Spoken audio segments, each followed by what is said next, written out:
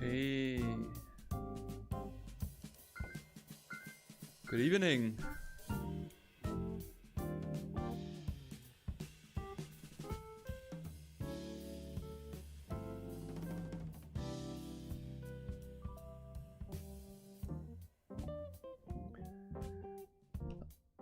Hey everyone, welcome back to another weekly stream.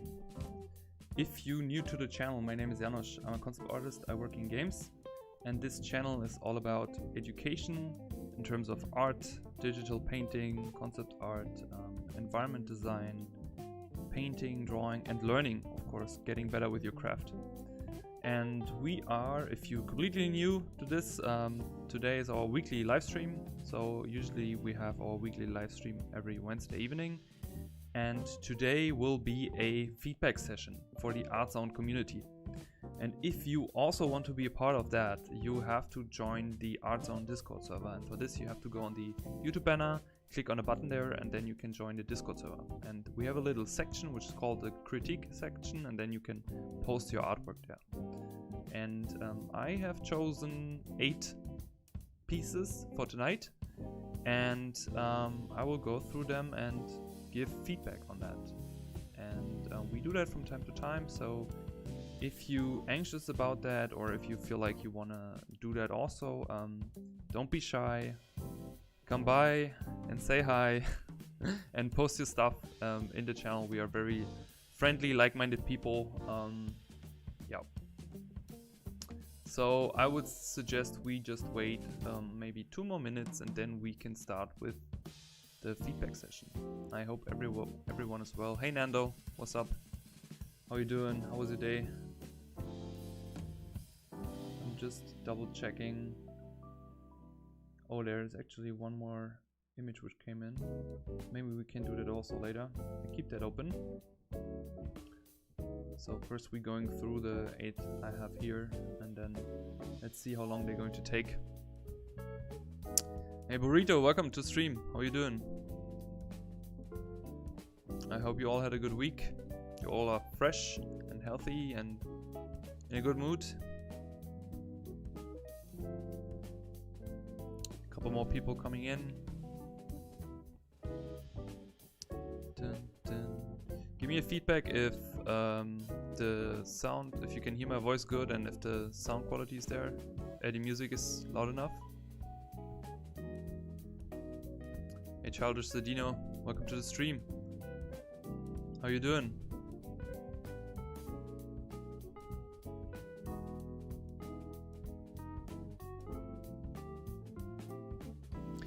Hey Jacob, how's it going? Welcome back to the stream. Familiar names. Happy that you're all coming back. Seems like my streams are not that horrible. Yeah, I'm good. I'm doing good. Thank you. I'm a little bit tired, I have to admit, but yeah, it was a full day of work. A lot of drawing and painting and meetings and stuff, but good. Productive. Was very productive. Thanks for asking.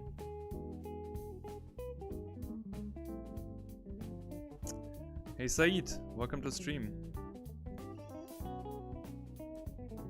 Ooh, Nando, you got your first payment for an actual painting? Yeah, that's a great feeling, right? It's a feeling of freedom, so you can basically conquer the world with your art. Totally remember that feeling.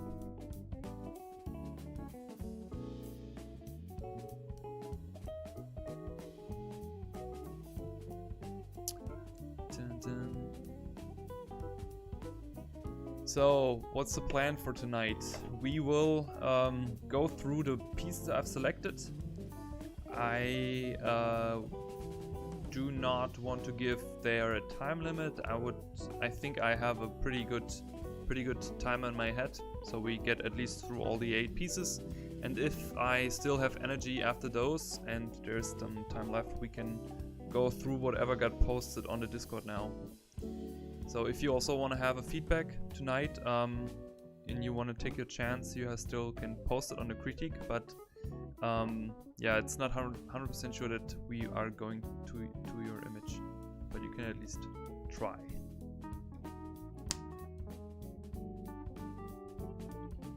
Alrighty. What are you all doing? Are you drawing, painting, chilling?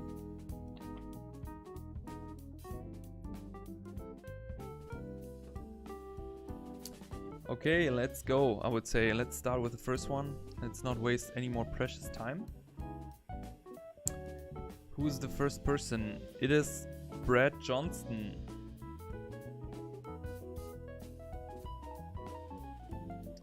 Let me rasterize Brad. This is a nice image.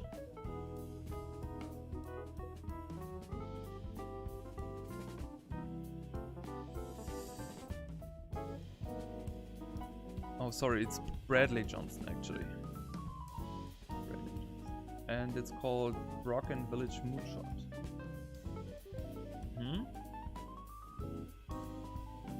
So, first of all, Bradley, I need to say I really like the mood.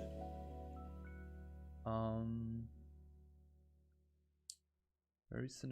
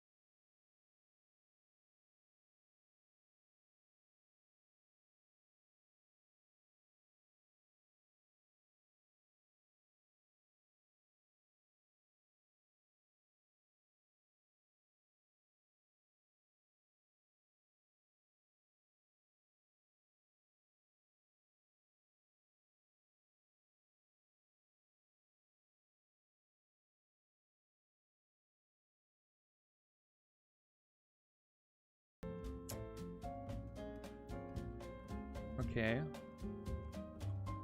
All right. So I think the first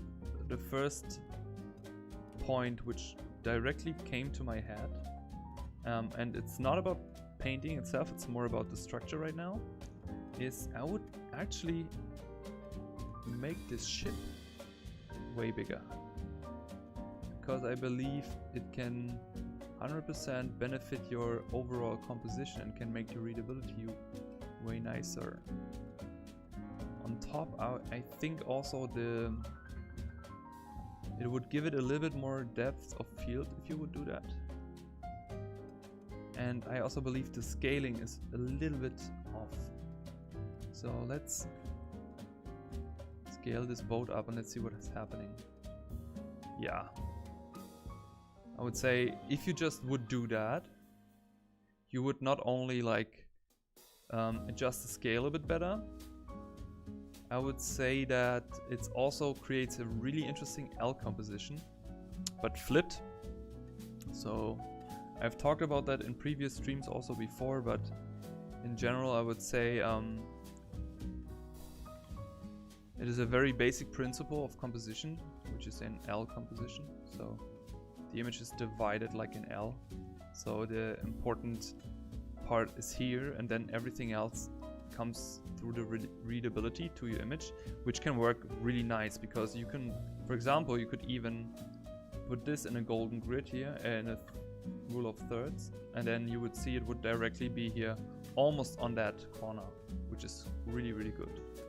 So yeah, first of all, really good job on the image, Bradley. I think if you scale up the boat like I did here, you would already improve the readability, you know? This has also like a little bit more of an cinematic feel. And it would also, the problem here I see is also the scaling. So if you see how big this guy is here, and then you see this guy standing here,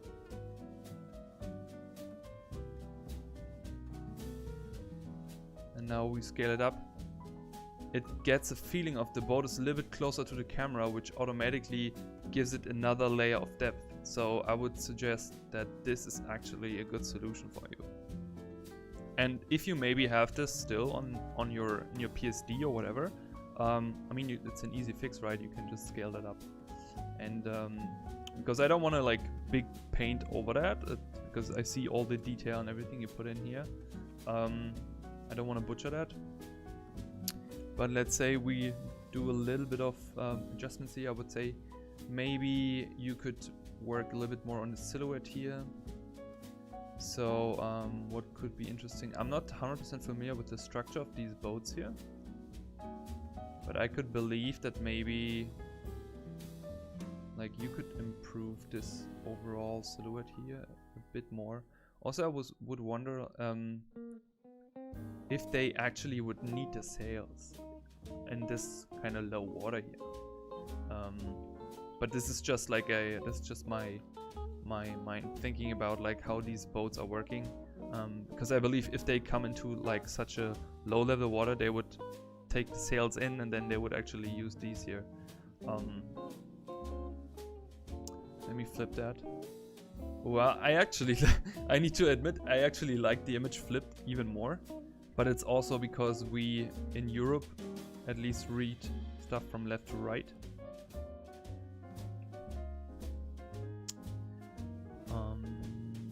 What you also could do, just to make the image maybe a little bit more interesting, you could think about, I mean, it looks like you try to be very realistic with the stuff.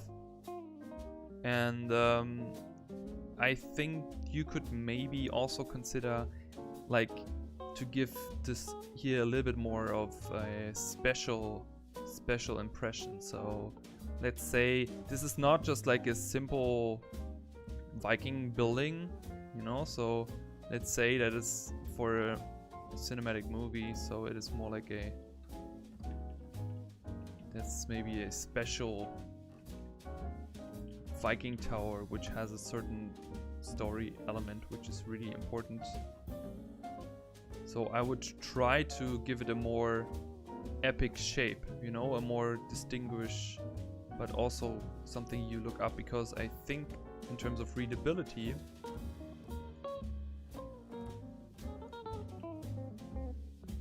you could definitely benefit from that. See what is happening if you change this to this. Again, you have now very clear reads. So you have now your ship is the first read, and then you have this tower in the back, which also is then perfectly aligned here with this. And I think you already thought about that. But if you, let me take it away again. Like this looks cool, but I think in terms of like the cinematic thinking, you could make that even more, make that even stronger. And now, like, going back to your thought, I don't know if that was your goal, but if that's this morning kind of morning stuff, I would definitely, and it sounds very concept arty, generic, but birds. Give it birds, because and maybe these birds could be hit by the first light, or let's make them dark. Maybe these are crows. They fly around the tower.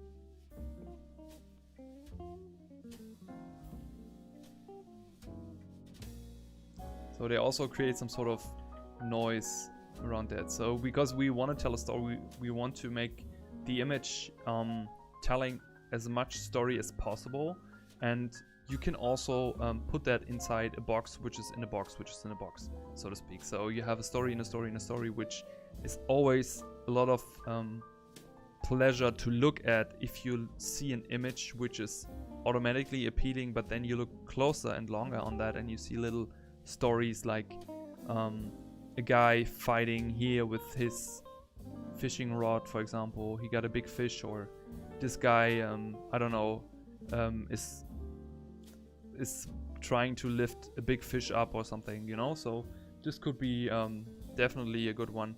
Another thing I just see here is I would maybe go a little bit lower with the lights here, because it seems like you added these here, but this is also like, it's like a little bit of when I talk about rhythm in the other stream sessions, when you talk about rhythm, you know, it seems like it's good spread. I think if you take some of these out, you can definitely benefit a little bit your image, because what we want to do, we want to think about what are the important things, because light on dark, and you have a very dark scene, creates a lot of contrast. But if we put that everywhere, it is basically creating contrast everywhere, and we don't want that, right? We want the eye go to a certain area. So I would suggest you definitely take these out here. I would not keep them in here, because they automatically create contrast. Maybe also you don't even need structures here, or you can indicate that. You could basically just do a hard edge silhouette, so it looks like, okay, there's something here, but you don't need that. Then I would maybe also think in terms of rhythm here. Your trees are all a little bit the same height. I would definitely break that up, you know, back to the rhythm thing. What we don't want is the same rhythm. We don't want the same rhythm, like playing the piano and using the same keynote every time. We want to have a rhythm. We want to have different notes, but interesting. It's the same principle. We want to change that up. So I think if you would also go for very vertical composition here, you could also basically try to make the shapes of your trees a little bit more epic, you know? At least try to break up the rhythm a little bit more.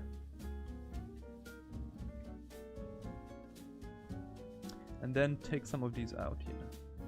Because like, they go fishing, but do they need so much fire everywhere? It's like, I don't know. You will see if we take all these out, it seems like the whole village just woke up and everyone just made fire or something. It makes maybe not so much sense here.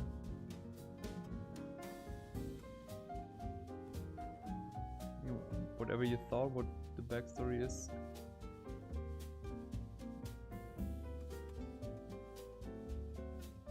But if we take these out, and I'm just doing that very broadly here. Also, I wouldn't like light up every house. Everyone is a morning person, even for Vikings.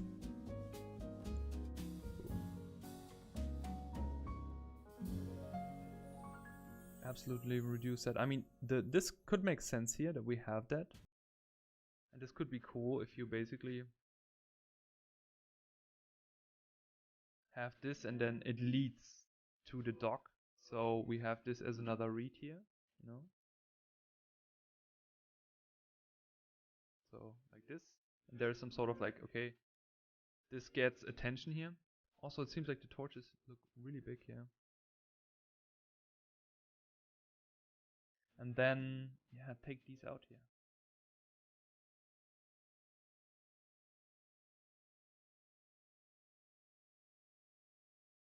You see what is happening with the readability? Like the focal point in a way shifts completely.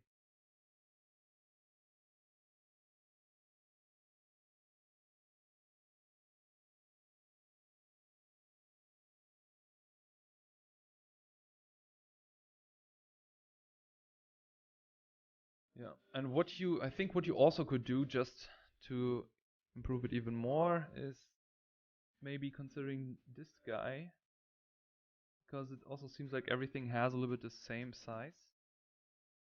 Trying to scale him up and bring him closer to the camera as well.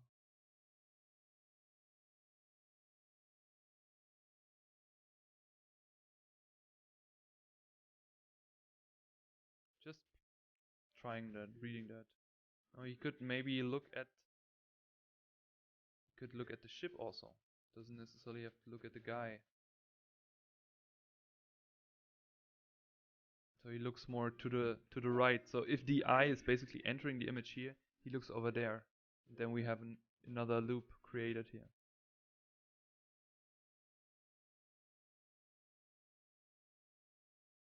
Flip that once again. Okay, let me see the changes.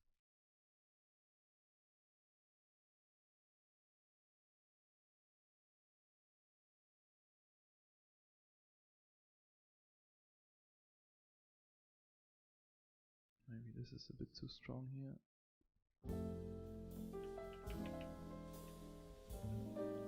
I have a tree brush.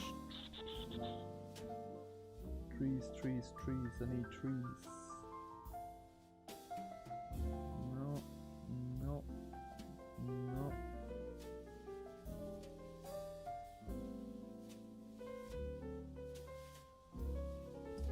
I don't have a pine tree.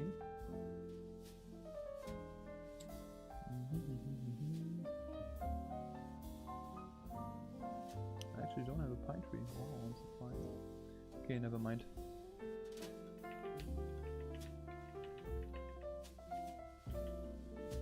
Yeah, so basically, it's more about like just not everything is in the same rhythm here. Then maybe also here in terms of shapes. Maybe suggesting that you can have this a little bit merging more into the back. This, like you have a lot of hard edges in here, so I would maybe think about soften some of the edges. Also, these lines here, definitely be careful with that. Also, if you have so much atmosphere, they emerge and they get softened in the back. You have here a little bit more contrast. The thing is, like, what you could think maybe here, just to give it a cool readability, you could maybe think, and it's just it's not nothing, it's just optional, but you could think that maybe here's a tower or something.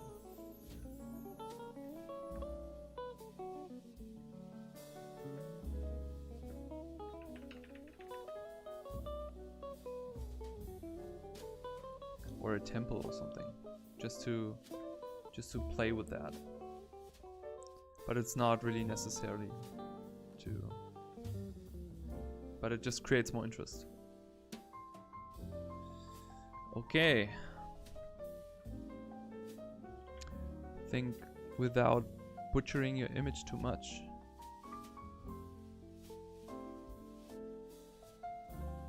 Yeah, and I mean, I don't know what you wanted to, if you wanted to go for like realistic or like a little bit more stylized, but it seems like it's a bit saturated overall. Like the blue is very blue and the orange is also very orange here. I also wonder if actually we can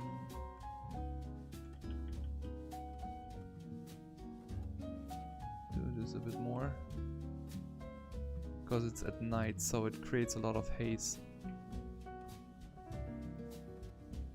Everything which is close to that actually receives also more light here.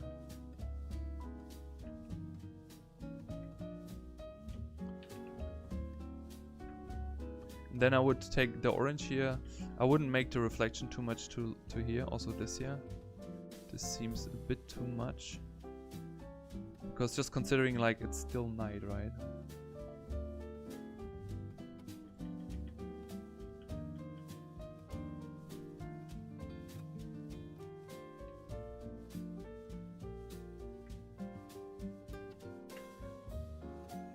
Yep, I think that's my suggestion. If you watch it in any case, I hope that was helpful. I don't know if you're here in the stream tonight.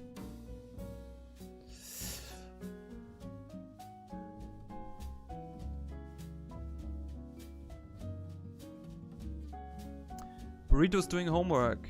Saeed is watching Hunter x Hunter. Ooh, that's a good one.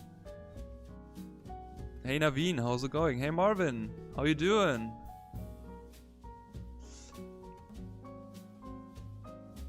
Good night, Childish Sandino. Sleep good.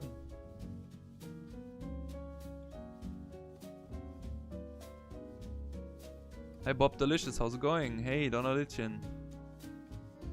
Hey everyone. Okay, let's pick the next one. Do we? Okay, who is next? Let's go for this. Alright, we have Laura.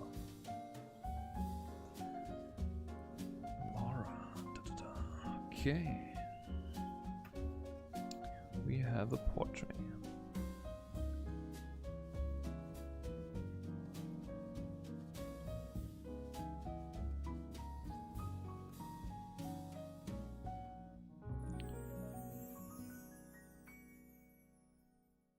So that's a good start here. I think first we need to adjust a little bit the structure.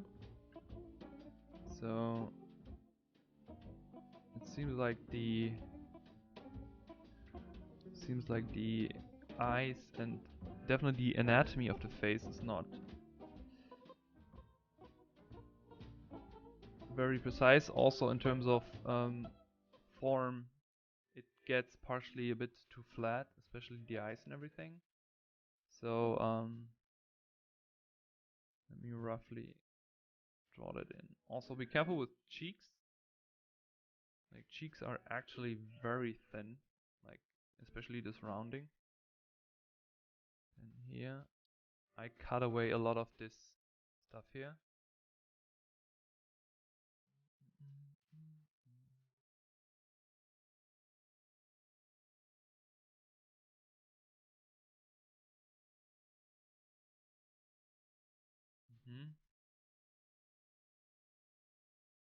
Then also look for the nose, like look at the angle of the nose here.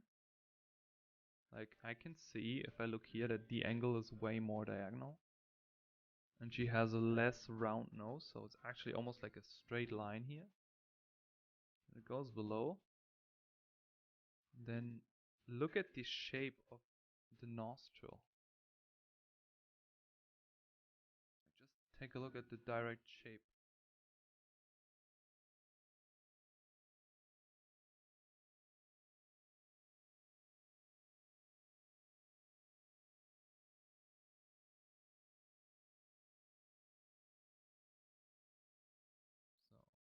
So then the eyebrows sit on the edge of the eye socket here. So they need to be a little bit lower.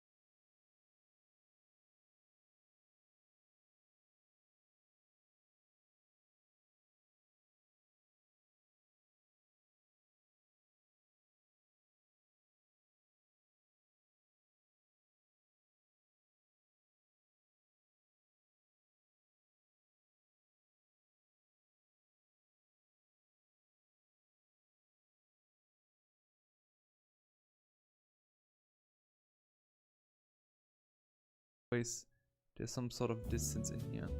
Unless she's turning completely and then the back eye is basically cut off. So we start with that estimate for where the eye is sitting.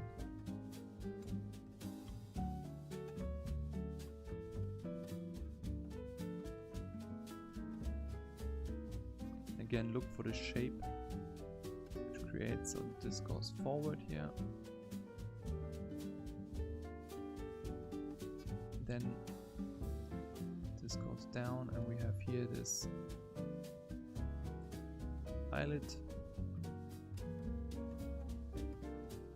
And also we have here some sort of thickness to the eyelid, because it gives basically the eye bags, which get big in the morning when you haven't had enough sleep. Here, same principle. First look for the origin point, which is around here. Boom. Then we look where the eye is, basically where's this rounding here. Make it a little bit thicker, you can see it better. Then look again for the shape.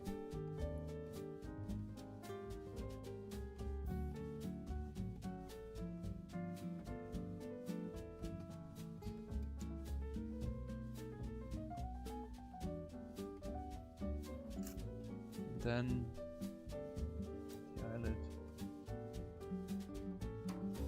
And it's really important that you get the structure here in correctly, because the better the structure is, the easier is it to paint then. If you have problems with the structure, that just will mess you up. Then I would quickly give the hair some sort of like silhouette, but like something that represents that, because this also will help you to block in everything. So we have this cute little baby hair here. Also here, like look at the shapes, like what is happening here. So, and the tighter the drawing, the easier it will get. And then here, super important.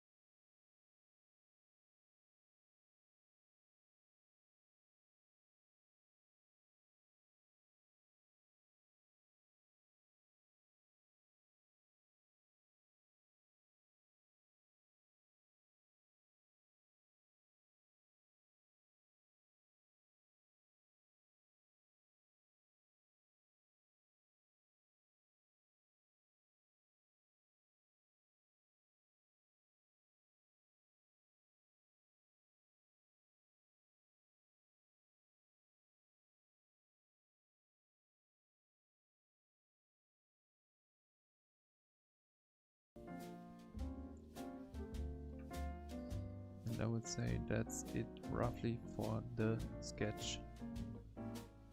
Okay, let me see how it looks. Yeah, solid. You can actually add the eyes also.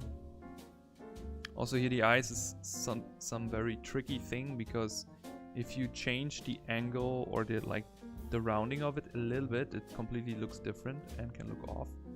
So first she also got some eyeliner on her eye here, and then we have the eyes.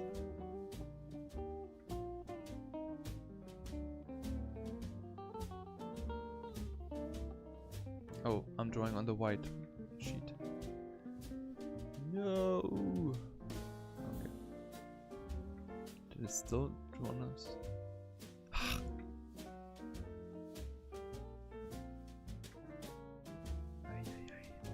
No.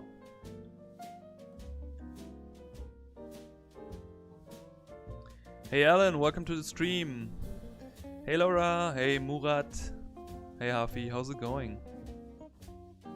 So for everyone who is looking at it, I will post also the adjustments here, the feedback on the Artzone Discord, so you can take it and basically adjust it and continue with the feedback.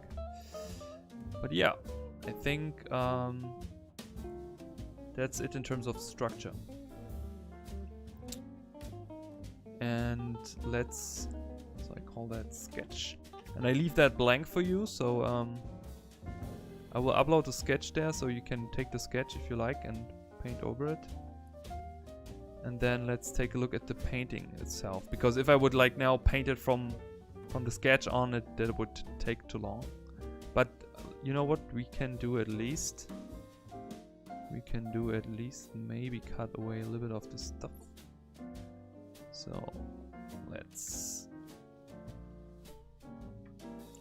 take this one here, do it pretty rough. Let's take the magnetic lasso tool, that should work.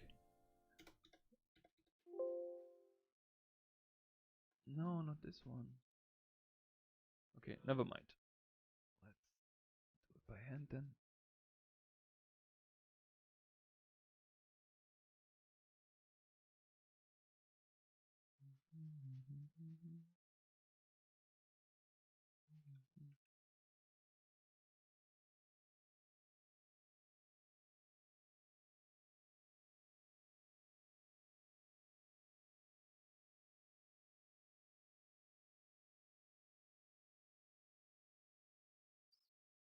Make it quick.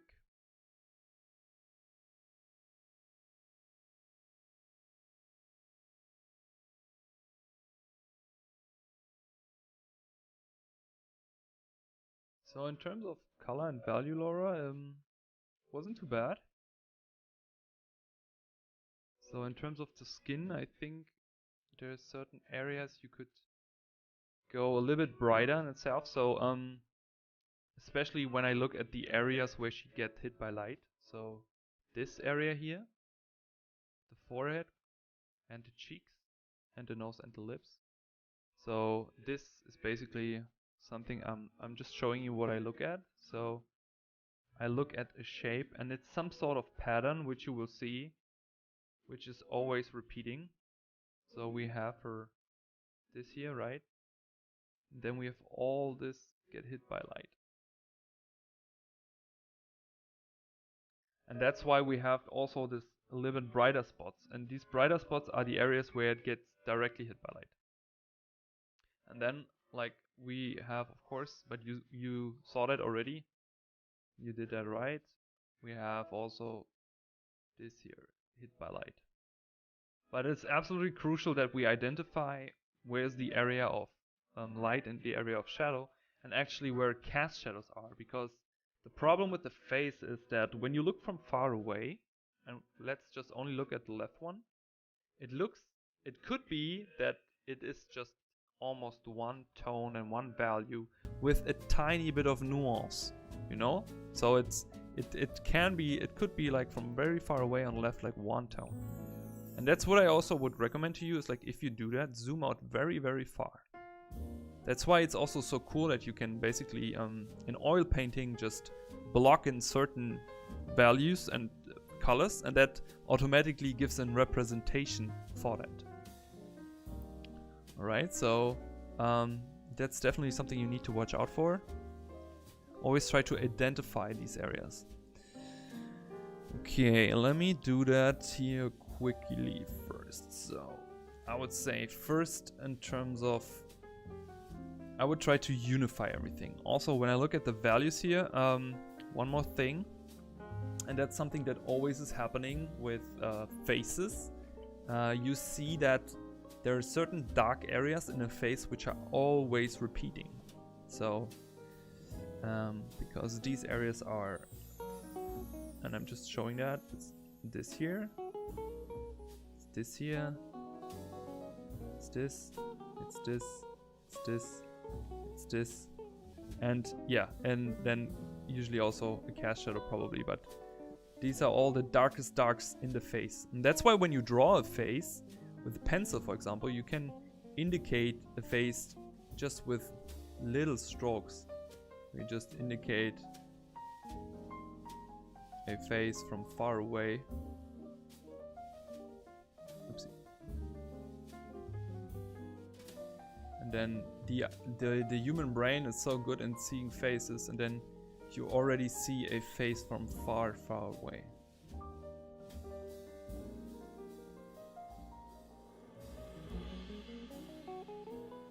Okay.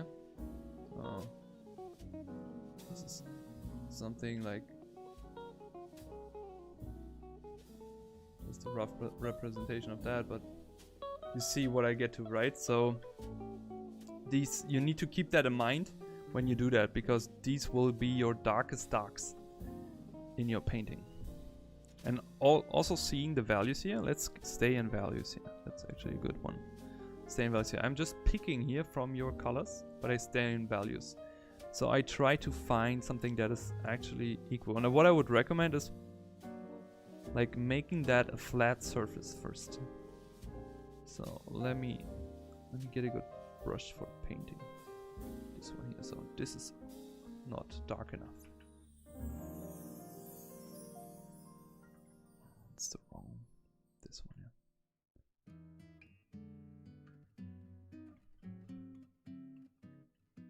So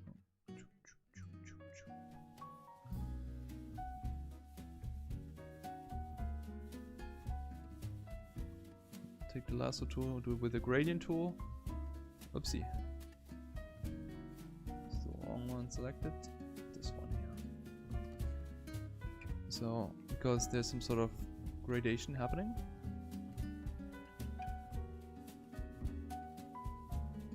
That's basically a soft transition.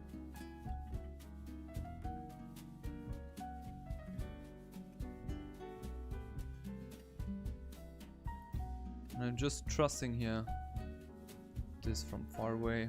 I'm just blocking it with a super soft brush in. And you see how this becomes darker and darker. It's like a very standard form change. And let me take... Do I have a good painting brush? This one is pretty solid. So...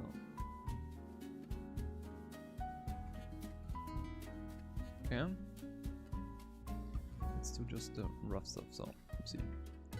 Next up is this here. So this area here is too dark. And I would just try to find one value that represents that surface first before adding highlights and stuff. So, and you don't need to rush that. It's a super close process of that. So it could be even brighter, I would say. Even just a tiny bit brighter.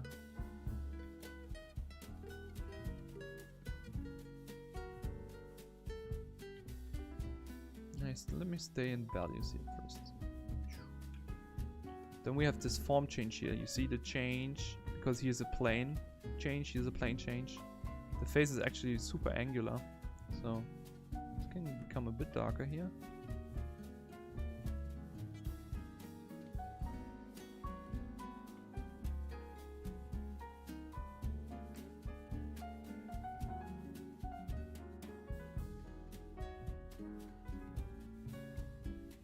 also here. Do you see like this here is like a triangle, then we have this here, which is a bit darker again, and then we have again the chin, which is lighter again, but it's a little bit similar to this area. So we can adjust that.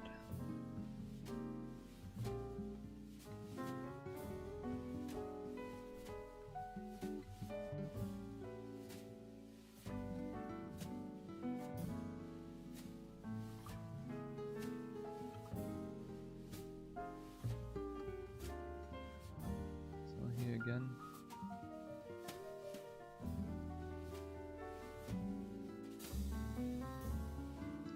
Just get out a bit more of these.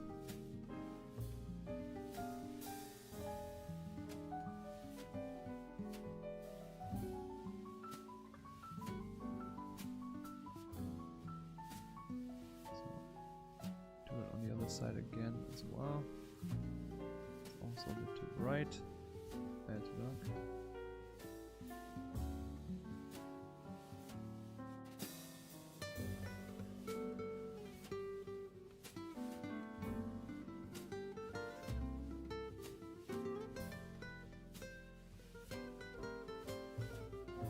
You see what is happening here? Like I'm just giving it like one tone and one color for a plane, but it from far away it starts to get closer to what is actually in there.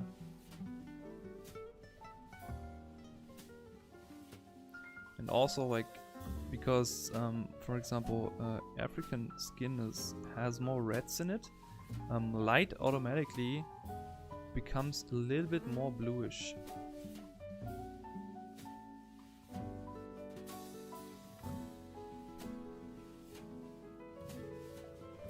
So now we have this form change here. Then also here under the eye. This is also a bit too dark.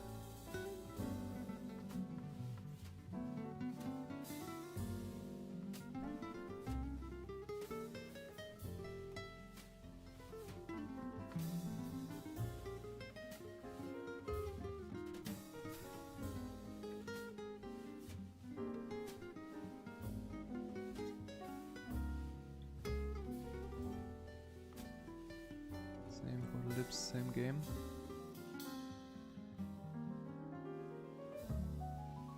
Do you see all this here? It's all the blue stuff here?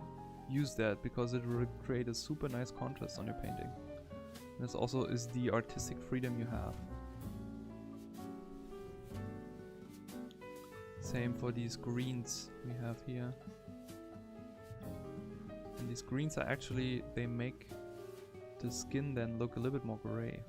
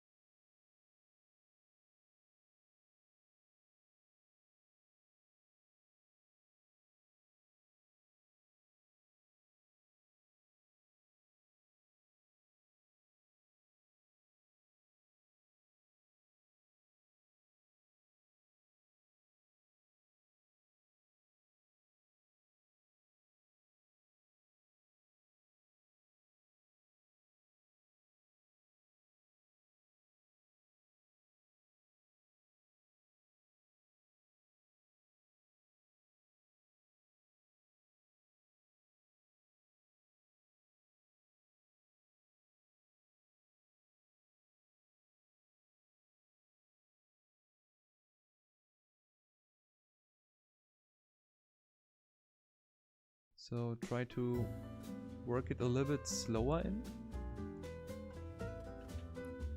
Then I think you probably will get the grip of it. So the reflection looks a bit too much.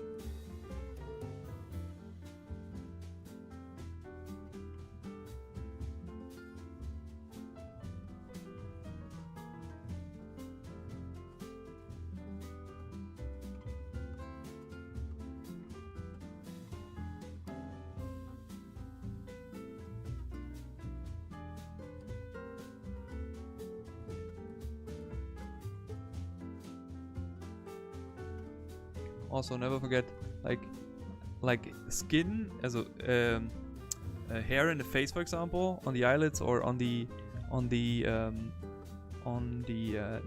eye sockets, the eyebrows. They're always sitting on an edge. Just keep that in mind, that it's sitting on an edge. This automatically, like if you keep that in mind, that you will never put them in the wrong place, so to speak.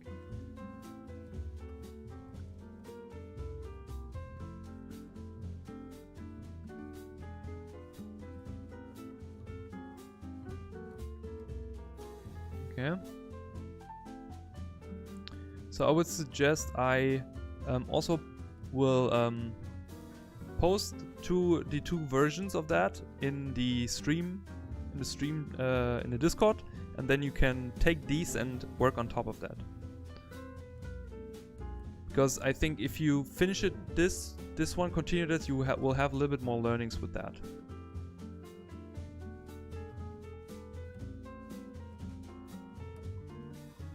Hey Mira, welcome to the stream.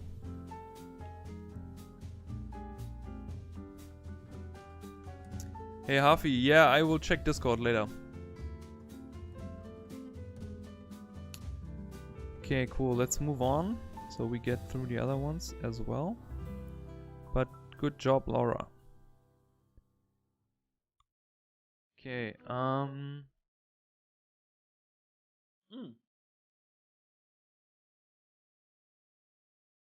Sorry, I need to drink something. Like constantly talking. This looks sweet. We have this by Zepti.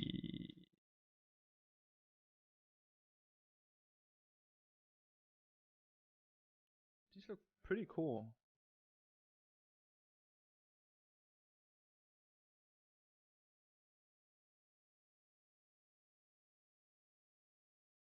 So in general, Zepti, if you're here or if you will look at this later.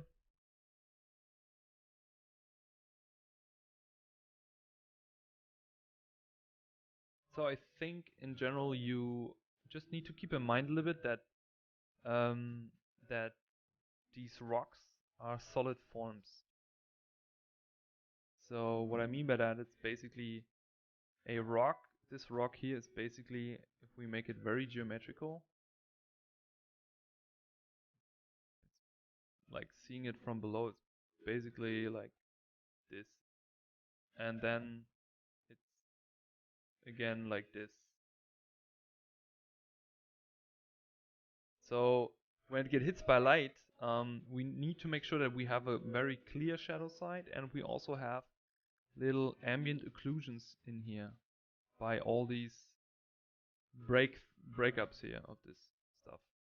And what I would suggest is maybe, if you do that, try to simplify the whole shape first.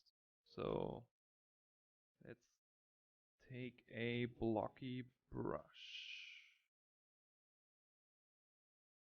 So here, this is also a great example. Like this stuff here is like, this is very bright in comparison to that. And then the question is, of course, like, what is this? Why is this value change so strong? Because if I see here, like this here is not a strong value change as this. And this is also getting a bit too dark here inside of the shadows overall. Because it also gets a bit of bounce light on the other side. So let's just take this one here, make it a bit brighter. Just brighten it up a bit on the other side.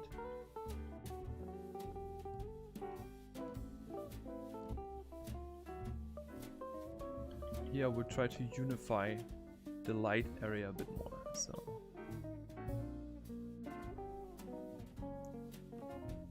making it more like, I would start with one value first, because then the chance to mess up the value structure is a little bit more little. And then these shadows you chose here, they will never go that dark. It's a, like, if you look on a scale, it's a 7. So I would say like we maybe have a 7, maybe not even here, like maybe here, but not on the light side. So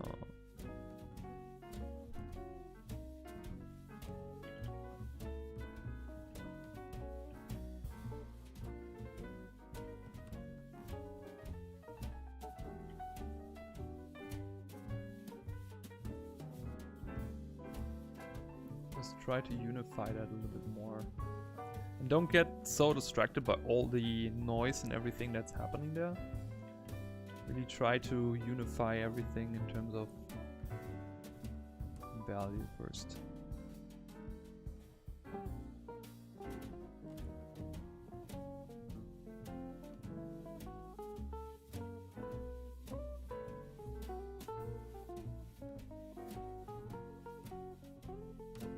And then you can take something like a soft brush, and then, like, if you have a transition from shadow to light, try to make it very gently, especially here, because we have some sort of like edge here, like this, for example.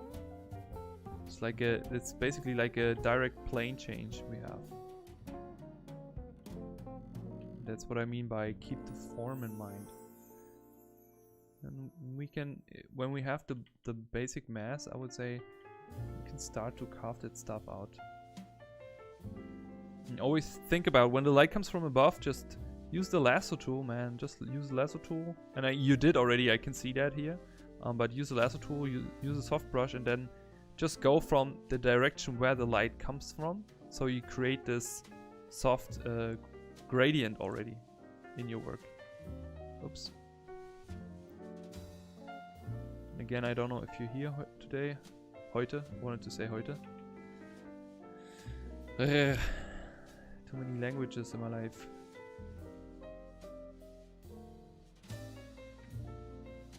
Then carve it out. But in general, Septi, you did a really good job. No doubt about that. I'd say there's more like subtle adjustments here. And what you can also do, I mean, it's also up to you. It seems like you try to stylize that stuff a little bit more. Then go all out. So try to stay with one shape. Also, you could go like a little bit crazier with the clouds then, like make the clouds also hard edge. You know? Like stay with this style in a way that could be cool. Also, again, here rhythm stuff, you know, like don't repeat the same rhythm all over. Also, when you do a study, why not start to give it a little bit more artistic touch to it, you know?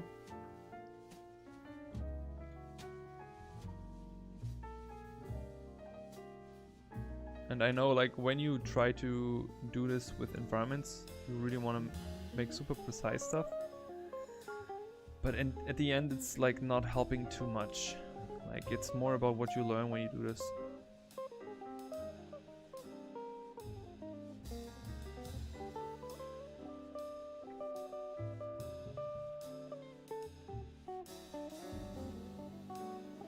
And you don't need to paint also detail everywhere. Like, when you look from far away, look where you have in terms of a lot of contrast and where you have less contrast, which is definitely shadow side. So if you decide to do that, then basically make super small nuances of values here, or maybe make it even more interesting. Use a brush and draw it in, like if you would sketch over that, because that's something I really like about these type of rocks here. It's like you see the form change, and it's like the nature basically drew already over them.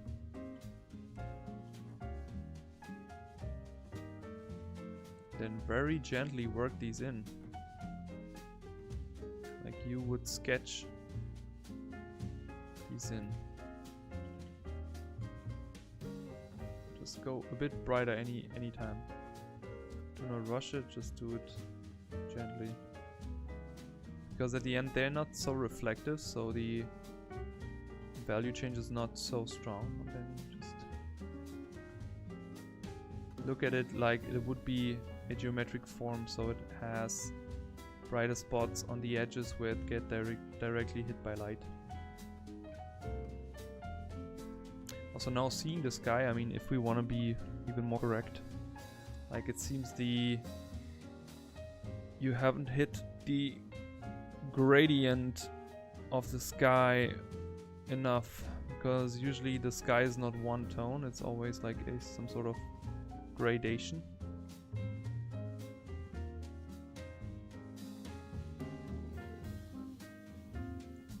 It's usually dark to light, because we have something that's called horizon. I can see like this here is too bright for this. This is way darker. So let me go a bit darker here. Take the gradient tool. And take a layer actually. You can zoom out.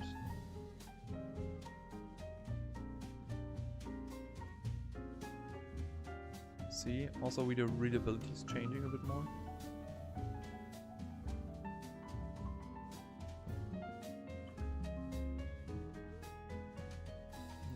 Back in.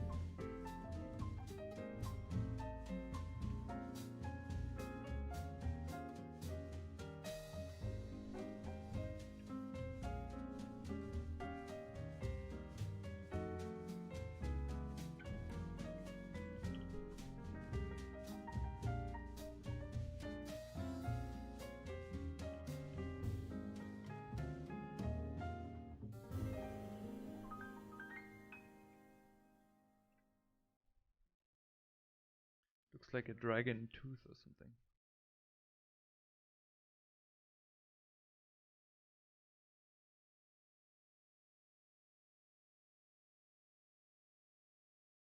Yeah, also this here is, yeah, maybe you need to think about first what you want to learn from this stuff. And I don't know if you are here and if you learn something from it.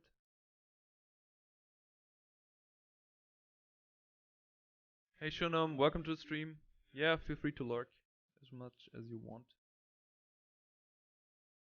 Lurk. Also here, I would be careful with all that stuff. Maybe noise that down a bit more. Again, if it's about precisely copying, I don't know, but try to understand basically like how to group things. Like that's actually, I think it's the biggest stuff you can learn out of that. Like how to group values and where to show detail and where you can leave detail away.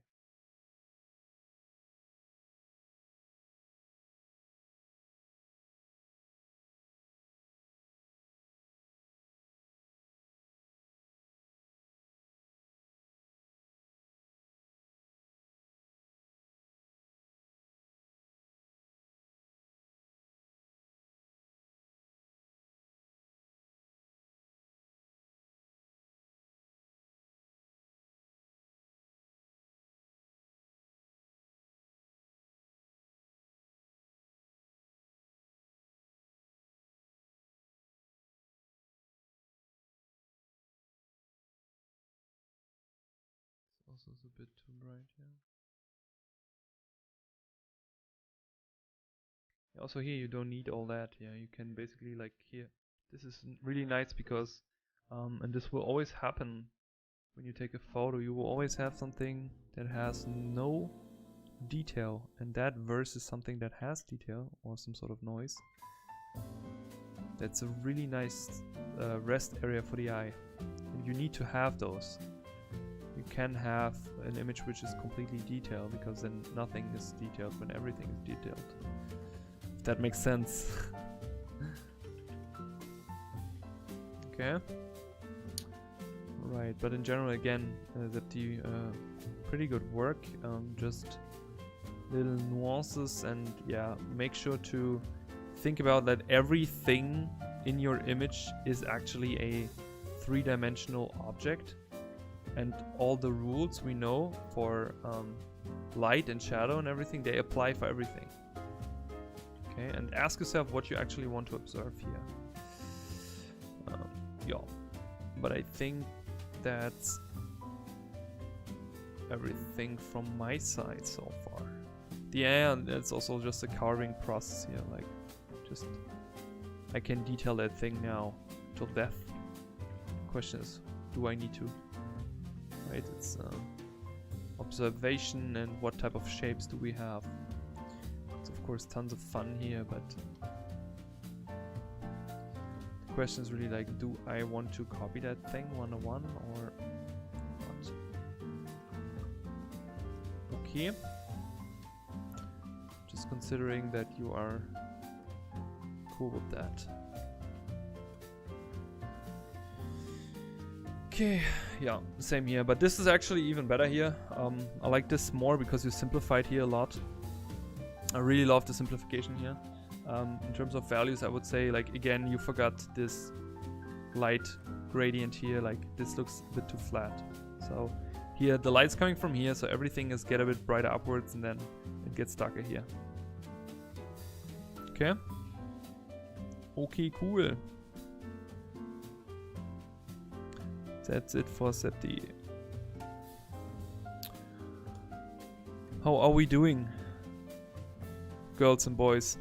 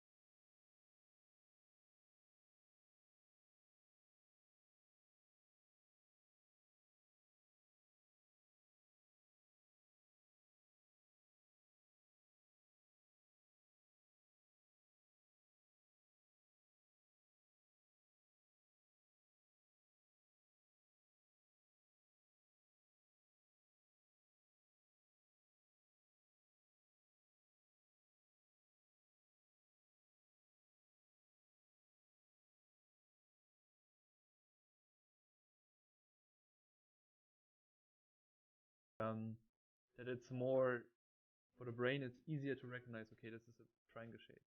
Because if you have something which is a little bit in between two main shapes, it can happen that it's not very clear identifiable, and we want to have very clear readability here. So you could always try to, like, it's like if you would draw over it, you know? So let's say we are drawing over it. Let's do that.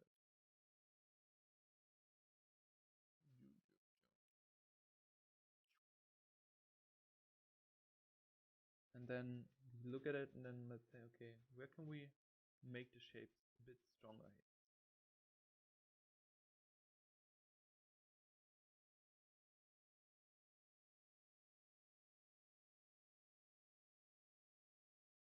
Because we also have to consider the negative shape here, the negative space. Yeah, this is very important, because this is also plays an important role in the readability. Then maybe putting the tail a little bit more centered here.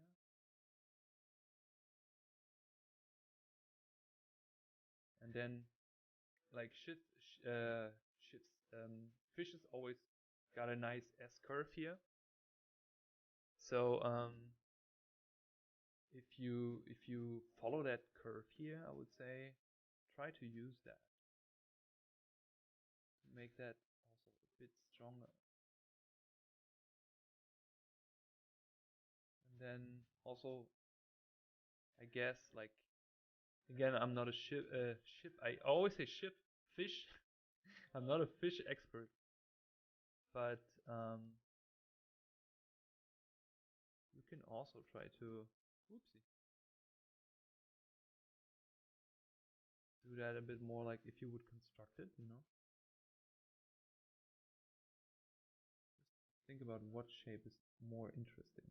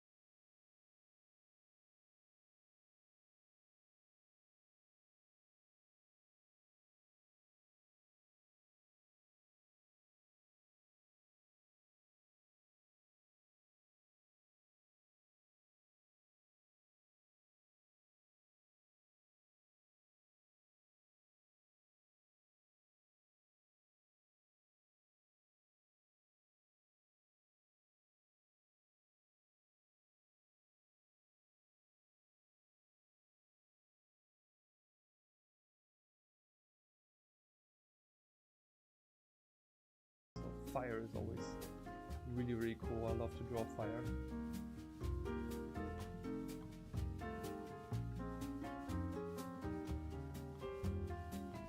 And also there's this just always the same shape represented inside of that shape. And just look what comes out if you follow the form of that.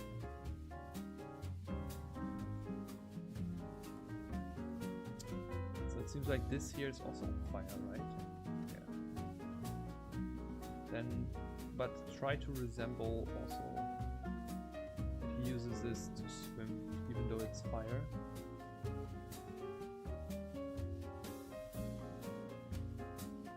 Follow the form and the movement. Like the movement is super crucial. And give it a nice shape. Shapes, shapes, shapes.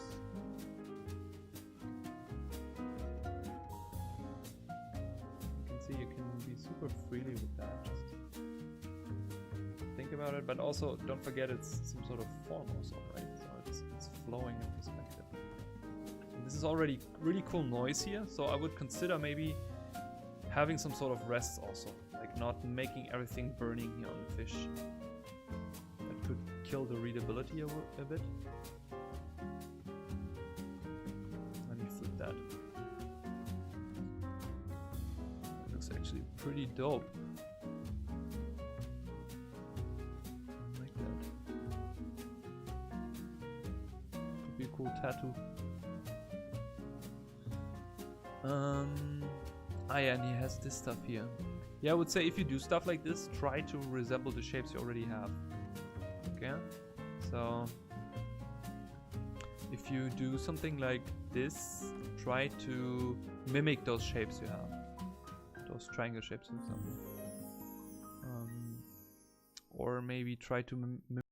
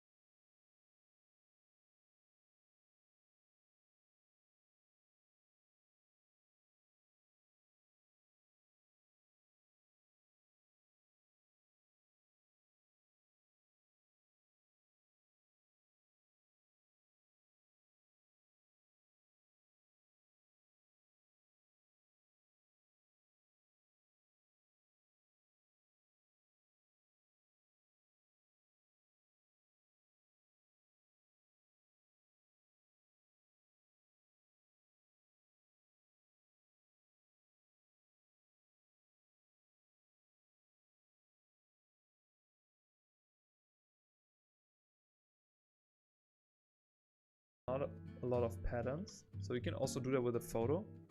But yeah, definitely make sure if you add light to that, like this boy will have a lot of reflections everywhere here, because all his fish skin is like super reflective, you know?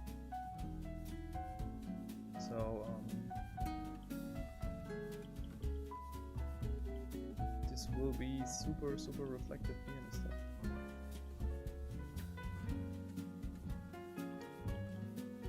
Also be careful with the white. Maybe look at reference from fire again. don't forget he's a 3-dimensional object. There's a sketch again.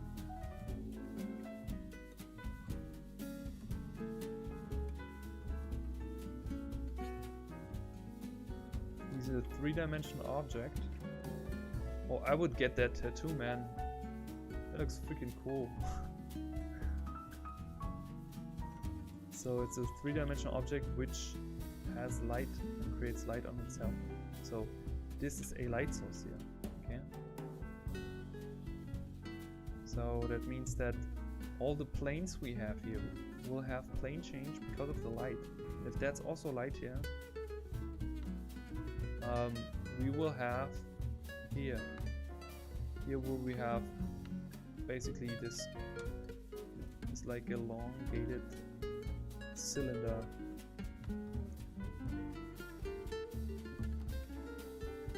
Okay, and then we will have light here. So maybe let's see white. So you understand what I mean? Okay. So keep that in mind. It's super important when you render the fish. Okay, but I really like the idea. It's very creative, and I believe this can be freaking dope. And you know what, Nando? I would say if you also could somehow show the environment the fish is living in, then you could maybe have also a really nice portfolio piece. And thinking about really a backstory of that fish, like what is the mythical origin of the fish, what is the fish eating, how is it hunting, all that stuff. Okay, but good work, really like that. And if you ever get the thing done, send it to me so I can get a tattoo. Okay, who's next? Said, my friend. This looks really good, Said. Proper value study. You also got better with this stuff. I really like that. So in terms of drawing, I mean, of course, this is not. I mean, it's not 100% accurate in terms of shape and everything. The music is too loud. Oh wow, okay. Let me turn the music down. Thanks for the feedback. So, in terms of shape here, this is not 100% precise. There's a little bit of stuff missing, but in general, this looks really nice here.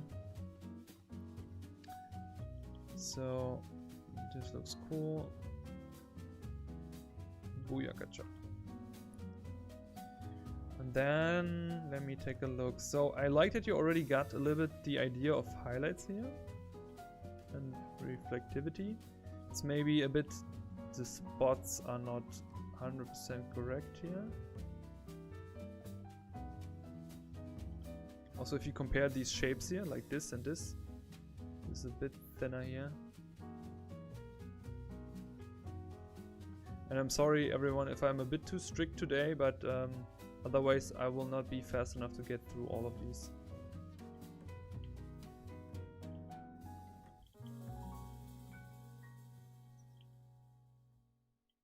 But I'm always super proud of all of you because you all make very good work. And I just want to help you to get a little bit better.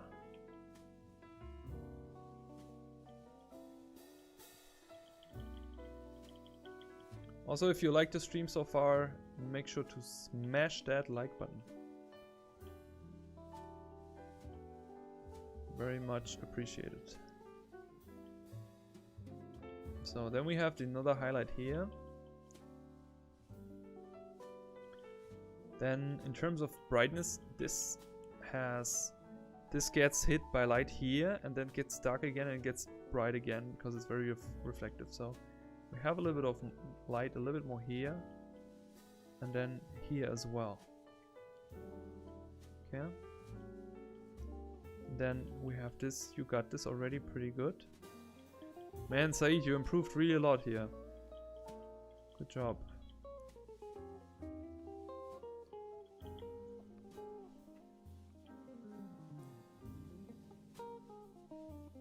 I'm saying that because I know Saeed's process very well.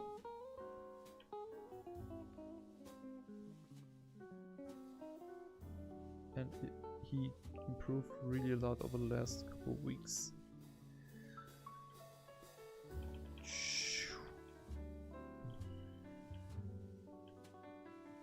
So this can be a bit softer here. But in general, really nice here. This is good, this is good.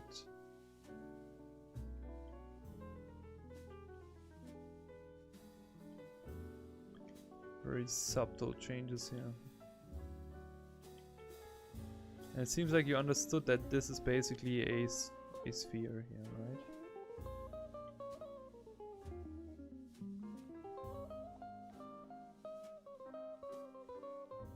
Cool, Nando. I'm happy to hear that. I'm happy to hear that. I will post it after the stream, okay? Just in case you want to take a look at it again. I put it in the Artzone Discord.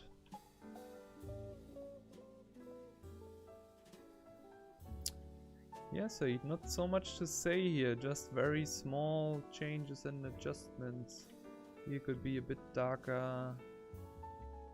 But I have the feeling that there's something happened of your understanding of all of that by doing a lot of these.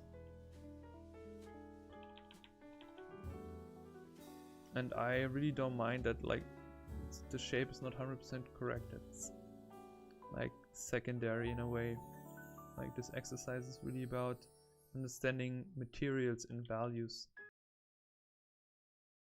And I'm just so happy to see that you started to understand also a little bit the principle of highlights. Because I knew you struggled a little bit with that.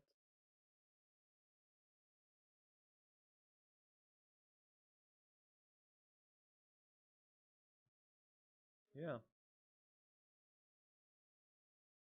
The only thing also, like, again, make sure that your background is matching, because it helps you to see the value change, okay? Because this is not bright enough here, and that makes it a little bit hard also to see the proper values if you constantly look at the image on the left. And you will see that in the moment I will make this here brighter.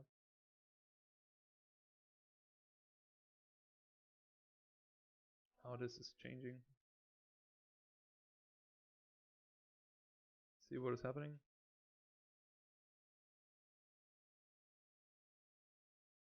Then we can also maybe make this reflection, which is basically bounce light from this very bright surface here.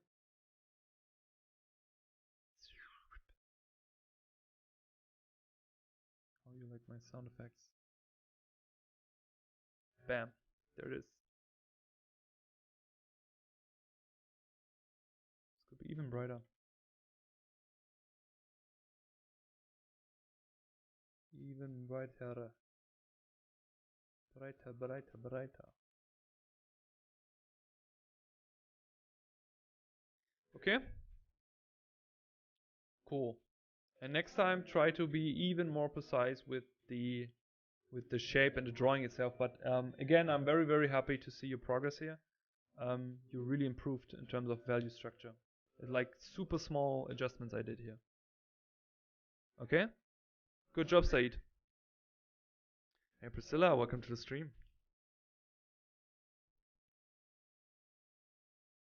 Alright. And then we have Boris. Boris has also a value study here. Far away it looks pretty cool.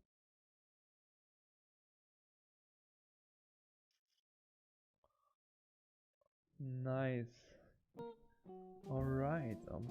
It seems also like you really try to nail these one. Oh, this is really tough here. This value changes on white. So Boris, you also improved, man. I'm so happy. All the people improving improving, improving, improving. Everyone is getting better. Okay, this is also a very special image because the background here is, so to speak, completely black. Like if I took that, it's a 3, 2, 4, 5, 7. Okay, so but like from an appearance, it is super, super black. And we can make that basically flat, Boris. I see you did this brighter thing in here, but if I go on that, I can tell you it is not happening. Like this is basically flat. So you can basically use that to frame your painting.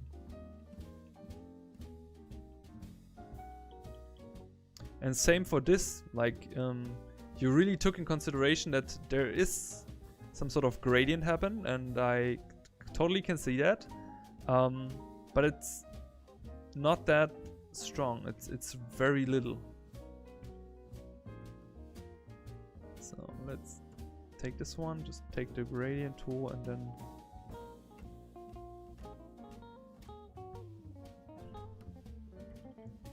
then we can maybe take a softer brush here.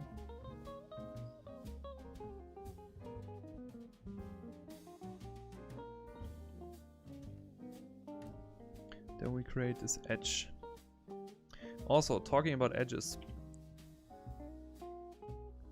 When we have something like super light versus super dark, most of the times these edges, and I know why you did that here because we talked about that previously, that this is a nice decision. But like this, for example, also this softness is a bit too strong. Same for here. I would make it less.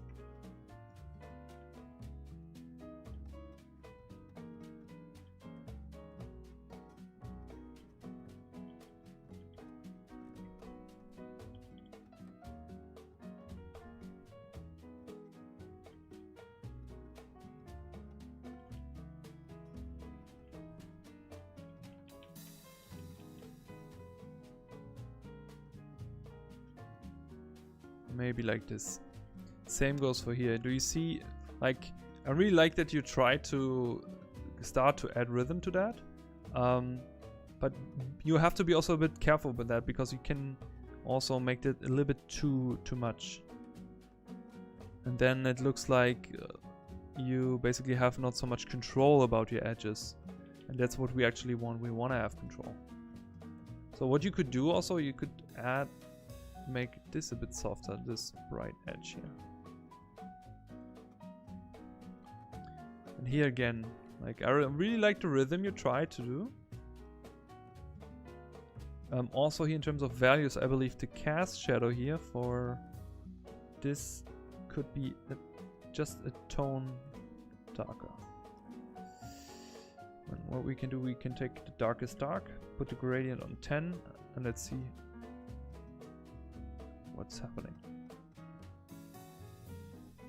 You see how this comes closer and closer and closer, and there we are. We take this again. I'm looking at this spot here right now.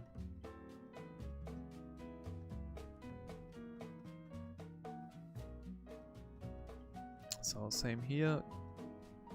But again, also Boris, you improved a lot on that. It's great to see. Happy to see that.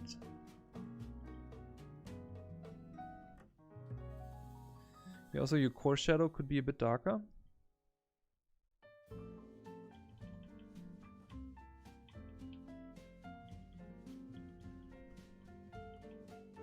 Also, if you're not a part of the Artzone community, for the people who joined, make sure to check out the Discord link on Twitch or on the YouTube banner, wherever you're watching. And yeah, feel free to join our Discord community. We are a friendly, open art community for everyone who wants to share knowledge, help each other, and improve. I really like how you painted the apple, Boris. I love this one. This is a great example for edges, like conscious decision making on hard, soft, firm, and it's a really nice rhythm. That's just like visual pleasure to see. So really good job on this one, on this apple here. Also, I like that you decided that you not wanted to add all this crazy noise here, because it's also very distracting. In terms of values, I could say you can have that a little bit darker here, and then you could have even more contrast, just a tiny bit. Yes, like this.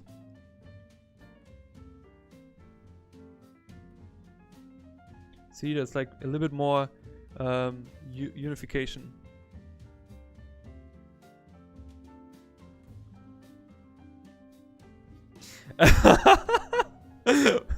Boris, you cannot say that. I'm so proud of you, man, that you did all that. I was like, wow, he was conscious about making. Now he's saying you had no clue about that.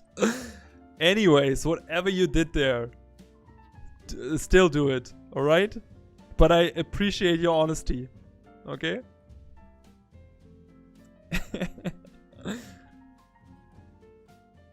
Maybe you just painted what you saw, but that's also a good sign, because it seems like your eye is starting to see stuff like that. Okay? So you're on the right way. Okay. Yeah, and here also you have to, it's again the same stuff, you have to be a little bit more careful.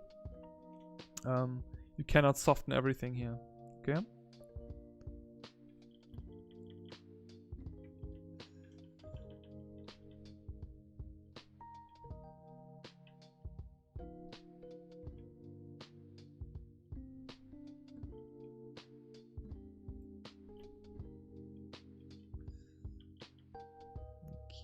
Okay, but cool, man. I'm happy. That makes me happy. Yeah, nice. Good work, Boris. Good work. You see, only subtle changes. And again, the apple turned out very nice. Like, thinking about like, when you, for everyone else who's doing these type of stuff, don't try to copy like the image to just copy. It's, those still lifes are for material understanding. Like, those still lifes have different materials in them and also on them to show different type of reflectivity and different type of reaction to light. That's why it's like, for example, you have this non-reflective material on a more reflective material. So it's like you have to understand that. Not because I get a lot of questions that people don't understand or cannot learn from value studies, for example. But value studies are freaking good, but only if you understand what you actually want to achieve with that. That's why, like, I did it myself, like blinding copies over and over and over until I understood about what it's actually about. It's about understanding behavior of material, and that's like the most basic practice of understanding that. So if you wanna get better with that, start with this. Okay, good job, Boris. Kriegst ein Bienchen, I would say in German. It's like you get a sticker in your homework. A good one. Oh, cool, we have some characters by Jay Danzel. Ah yeah, I remember the dwarfs. I think I also wrote a little bit of feedback on the dwarfs on the Artzone community.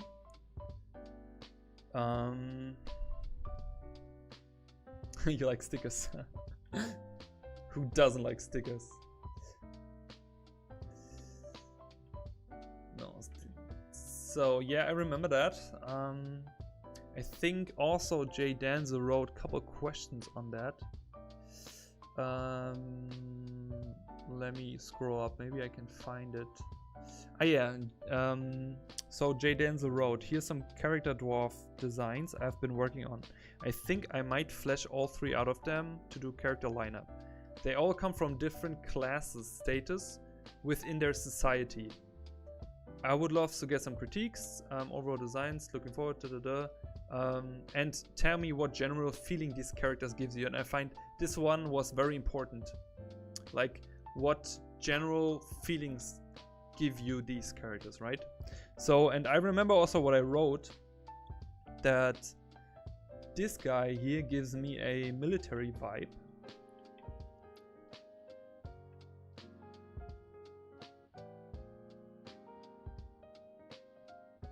This guy gives me some sort of like mining vibe. And this is something in between. So this was not very clear to me. So I would say that you should start. Let me get a sip. With saying, of course, clarifying what this guy is. So what type of area he is. Is he some sort of like, if this guy is basically gathering the materials, maybe this guy is the one who's using the materials to craft anything. So maybe he's a crafter. Okay. And he's crafting weapons and he is using the weapons. Okay. So then I would try to give everyone a distinctive shape. So, and what I mean by that is try to start with a base shape. So let's say you give him more of a square shape. Then he is maybe a bit more of a this is a circle shape, this is more of a square shape, and let's say we give him more of a triangle shape, like if you want to stay in with only 3 characters. Okay, and that's only an example here. So what I would do then, I would try to the same thing that we did with Nando's piece. I would try to adjust the shapes first. So I mean, also they all have a very similar appearance, and what I mean by this is if I would block these out with black only, seeing the silhouettes here, they have a little bit of a similar appearance from far away.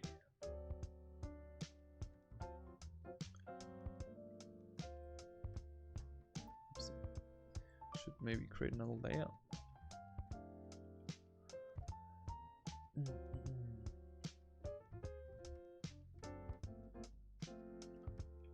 So like this, then we have this one here.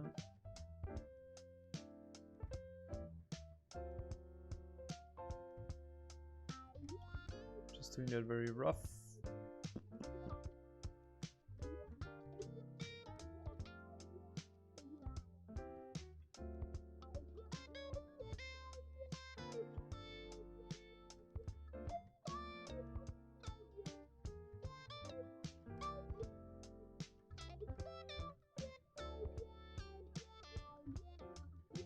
Then we have the military guy. And if you look at the shapes right now, like just the silhouettes, that the base shape I have chosen is not very far away from the silhouette actually. And this guy here has a little bit more of a shield shape, which is fine, but we want to stay with the base shape first.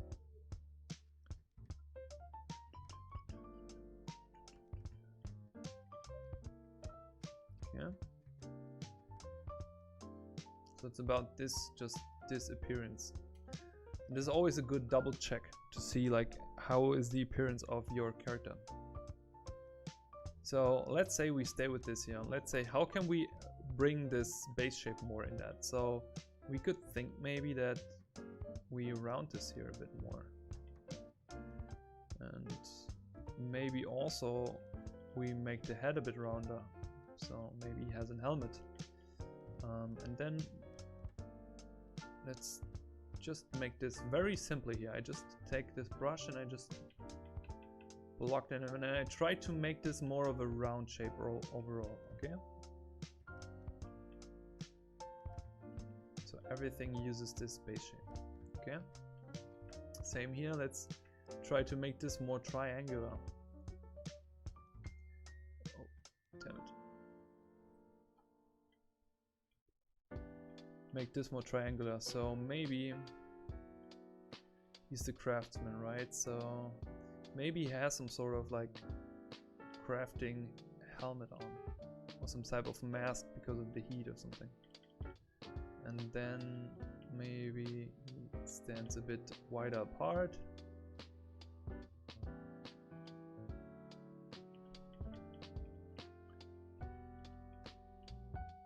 And maybe he doesn't have necessarily a sword, but maybe he has some sort of like tools he's using. So maybe a hammer or something. Or maybe he has a giant, I don't know, what's this called, syringe or something? Something to grab stuff. Okay. And then we also have him, and this is very simple. We can make him very squarey. So maybe his cape is longer, goes to the ground. So we want to make his appearance basically more like this. So now that we have more and more distinctive separation in terms of base shape. And also maybe this is typical hammer, because a hammer is usually very typical for dwarves as a weapon. It doesn't say you need to go for a hammer, it's just an example. Okay. So now I would just, let me check with the layers. Here. And now I would try to basically apply that. So let's start with this guy here, and I do that very quick and rough because of course we never have time. So overall, I really like the expressions you try to give them. You know, like he's more of the guy, okay, he wanted to come at us, he wanna fight us. He's more like, oh, leave me alone, I wanna do my thing. And he's more like adventurous, he's like looking for stuff. So great job on that. Okay. Also, I like, in terms of storytelling, I could see these types. So that's like, you did a good first job on these. Yeah, and now like let's play with that. So let's keep the face. I like the face. The face is cool. So let's keep the face here. And I like this expression. I want to keep all of that. That's really, really cool.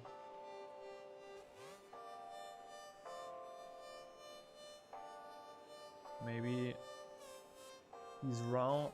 So if we use a round shape, we can think about the beard. It's spiky, right? But we can think also about the negative shape of the beard. So we make him friendly. And then same for the beard. We want to make the beard more round. Okay, let's make it more round. And here also, stuff like this with the beard, you can play a lot because you can do very interesting different designs with this. So now I would say maybe, because he's a mining guy, let's give him a helmet. So again, let's give him a basic helmet here. Maybe like a more Viking helmet. Like this. But he's mining, so maybe... Do you know the goblins from World of Warcraft? I love them because they have this candle on top, which is so funny. This they have this on top, so like if they would go with the candle inside the mountain, and then it's basically just melting on their head, which looks so stupid but also funny in the same way. But we don't want to make him stupid, right? But maybe he has some sort of like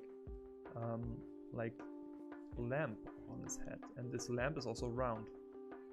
Because one of his dwarf friends, who's a great craftsman, made it for him.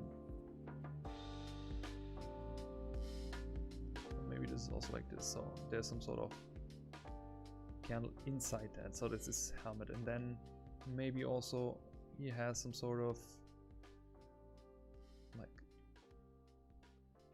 leather below that, because you never wear, if you ever try to wear something hard for a long time, like a helmet, just with metal, it would freaking hurt. So always think about when you do clothing designs, there should always be something soft below. Okay, so the face looks pretty cool.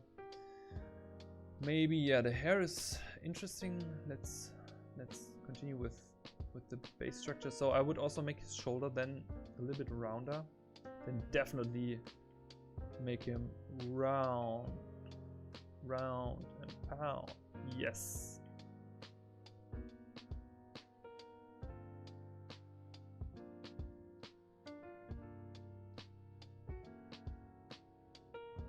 Okay, let's make him round. And then also maybe make him not so jagged. Make him softer. Like think about Baymax, for example, if you know the Disney movie. So make him softer. And then also maybe the basket he's having on the back is also more round. So maybe he has a round base or something. And the stones he's finding, they're also not so angular, they're maybe also a bit round. So you see what I try to do is basically I try to keep this base shape a bit more.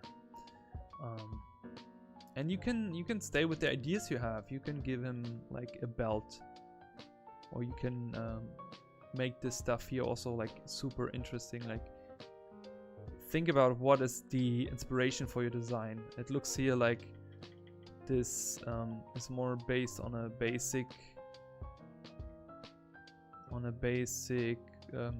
like leather kilt, or how's it called? I don't know what's the English word.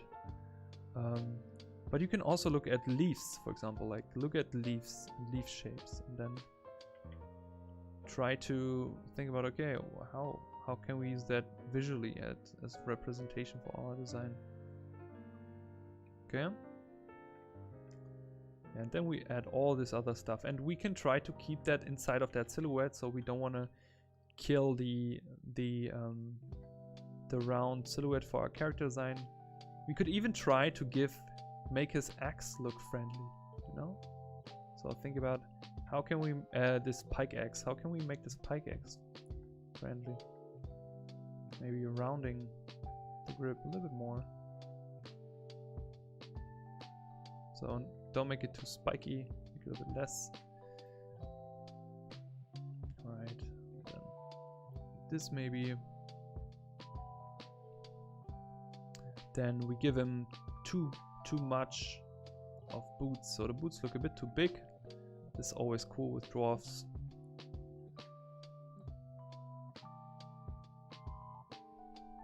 Okay. I hope you see where I want to go with that. So and then he found a stone, and this stone is of course also round.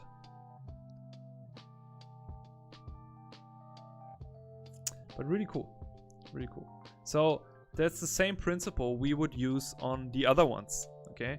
So the same principle here, like if we give the crafter guy, so like we want to stay in that silhouette. So let's imagine he has some sort of crafting mask on, like a forging mask, you know, to not get, like, basically not to get any sparks in his face while he's hitting the iron, because he looks like also he doesn't like any conflict, so he doesn't even like conflict with sparks. So you basically try to explore that in that realm. So again, we want to make him more angular, so we make his neck, again, I would make his neck straight, like he has basically no, like, then same goes for the hair. Everything should become more angular now. Then he has maybe some sort of forging mask on. Let's think about how can that look, how can this work. So maybe it's like here, and then it is to protect his eyes, so to speak, but he made it himself, and maybe it looks a bit like it's made out of a helmet.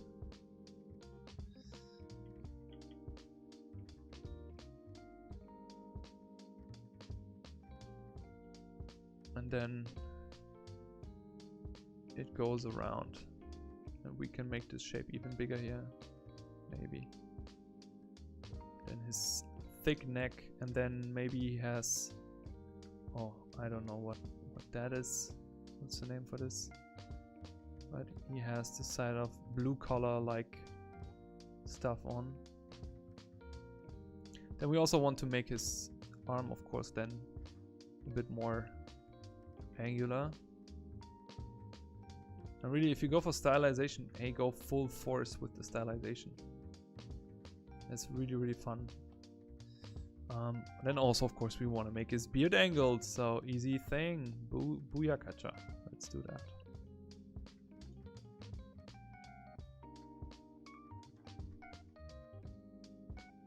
So he looks actually pretty threatening in a way, but he's actually super chill dude. I just want to leave me all alone with my iron. Okay, and just do rough.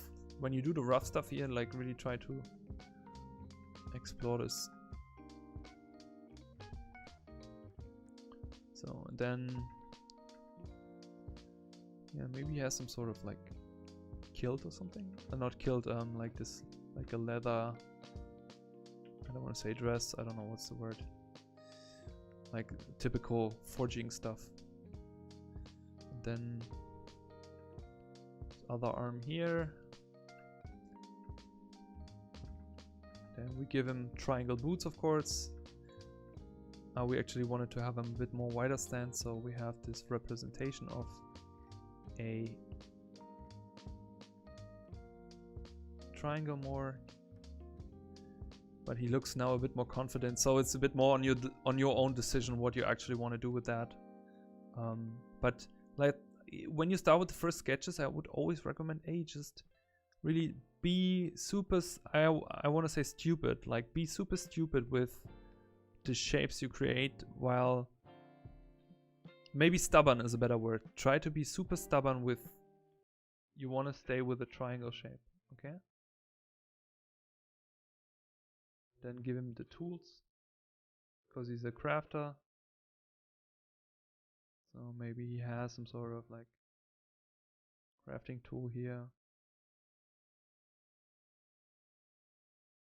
And then he has another tool here in his hand.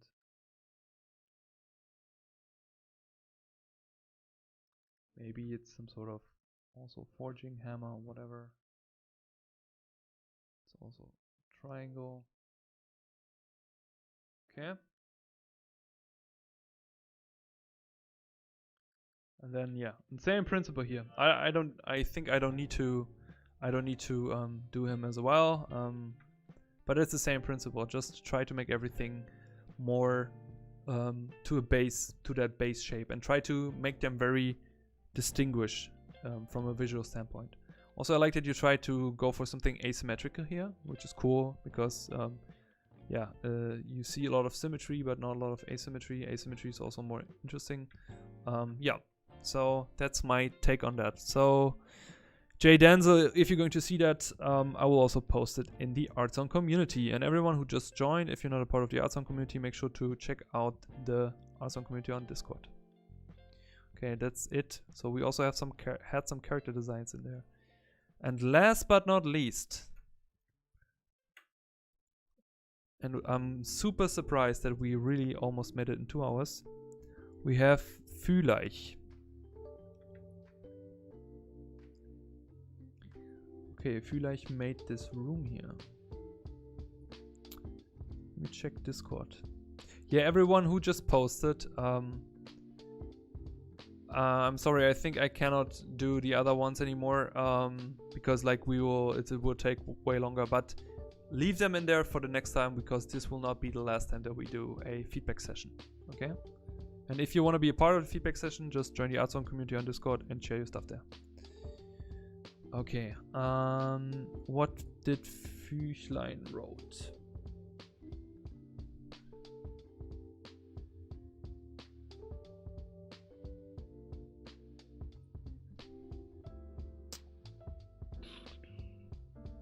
Ah, there it is.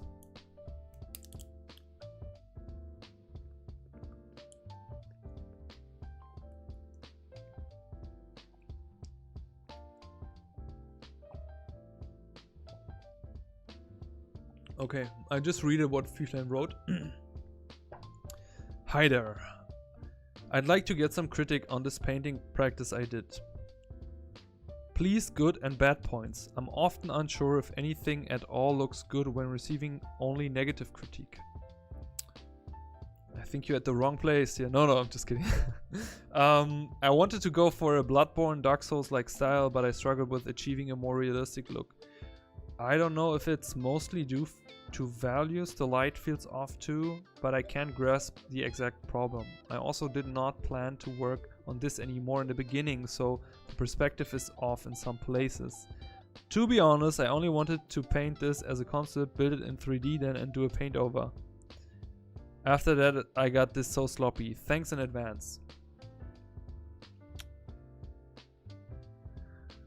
Okay.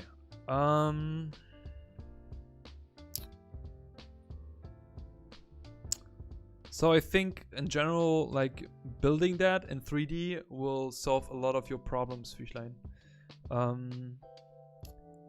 I totally agree on the perspective stuff, but what I think... First, let me start with the good stuff, okay? Let me start with the good stuff first. So first, it's very moody, okay? And I like that. It reminded me a little bit of... Somehow I think about Diablo. Because of this red portion and this dark stuff, I have to think about Diablo. So you're on the right direction, that I can tell. And I like also this stuff you added here. It seems like you thought a lot about what's happening in here, which is good. And I also like that you added like stuff like spider webs. These dark candles and everything. This makes stuff very moody. So points on that. Okay. Yeah, back to the 3D point. I would say if you would model that in 3D, you can solve a lot of your problems. Why? Because the first thing I would say is scaling. I don't know what is the scaling in here. So like when I saw that from far, because this is so big here, this stuff, I was like, is this a room for a person who is like this? Or is this a room for a person who's like this? Or is this a room, because then I saw the chair, is it for a person who is like this? But then why is that so wide? And why is this like this, you know? And like also this shelf looks then way too huge for this person. Okay, so and seeing this here, like maybe this is a suit of this person. I would say you have to get the scale right first. And this is something which of course comes with practice, but it always helps when you start with whatever you do. Sketch in a rough representation for a height, okay? And when you then have perspective going into the back, even though if it's a box or something, then it simply starts to understand how that is going. So let's say this goes back here, that this person is back here this big, okay? And if this person walks on the other side to his chair to sit down, this person here is that big, okay? And if this person comes back into the front, guess what? It is that big. So that's the first point of adjusting that, okay? So you have to nail the scale. So if I see this, like seeing it from what you put in here, then of course the whole room, I question the whole room structure. So I cannot tell, is that a window? Like what is that for then? And when is that a railing? Is that a railing for someone who's standing on there? So if this person would move up, of course, and we know that from basic perspective, and I always tell this my mentees because this is freaking crucial. If you want to know like how something goes up, you only need the middle point here. So you basically mark an area, go to the middle point, and then you basically have the same size here on top. And then you technically can do the same again. Okay, so you end up here. Did you ever went with train and saw buildings on the side and ask yourself, how big is that building? I actually do that randomly. I just did that today. And I'm thinking about myself. I'm roughly 2 meters tall. So I'm thinking like, how many versions of myself do I need to be that high as that building? And then I just calculate and stack myself on top. And that's just what you can do basically. That's something how you can try to figure out scale. Okay? So this is really, really important to understand this concept if you do something like that. That's the first part. The next part is a little bit also the perspective you have chosen. So if you want to show a room like this stuff here becomes super tricky because of the perspective, of course. So if you want to show a room first, I would say before you do a room like this, do a little drawing where you just draw the half of the room. Or basically the layout of the room first. Okay, and that's something I do for work a lot. That's something isometric artists do a lot. When you do a lot of interiors, you basically plan that stuff here. So let me take your image, make it a bit smaller so I have the space next to it. Okay. So when I have this, and this is called cutout here. When I have this, I'm starting to look at that. And by the way, I love to do these back then when I was a student. Because they felt like this was really fun. Imagining like a room, imagining you're a wizard or something, and then how's your room? Hey Navi, my friend. If I do weapon design as well, I can do that, but not today anymore. Post it in the chat for next time. Okay, buddy? This is the last one for tonight. So when you look at this, you first, I would say, take an edge. So let's say this corner here is this one. Okay? This corner. This is my corner. So let's do this wall first. Okay, let's call it wall 1. Wall 1 is this one here. So I'm thinking like, okay, how tall is this room? It's like, it seems like a huge room with at least 2 floors, right? So that means that if we have a door here, that means this is height of a person. So whoop de whoop, this is how tall this person is. Let's make it a bit taller, like this, okay? So that means we have a second floor, and the second floor has some sort of railing on top. And there's also a window, or some sort of balcony, or plants, or I don't know. But I try to stay close to what you've done here. So I would say you have to look at also some sort of like real life references, how that could look. And then it's basically just mapping in stuff in a basic perspective principle.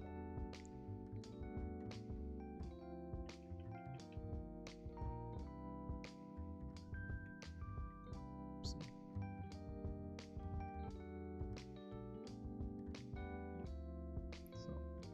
also gets a bit more thickness here. And this is stuff you can do rough, you don't need to have to do that precise. So also, if you have something like this needs a support structure.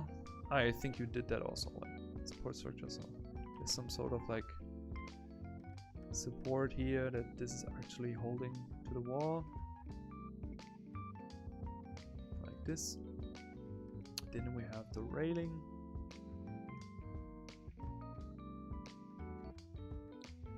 Think about like someone is standing there, okay? Like someone is standing here.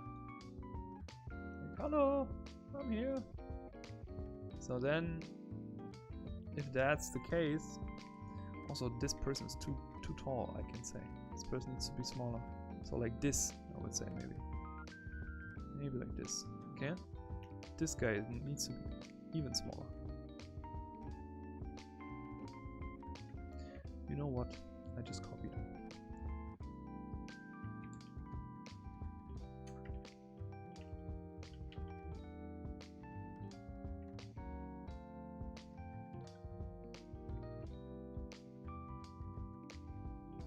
Maybe like this, because we're also going to have this on top here.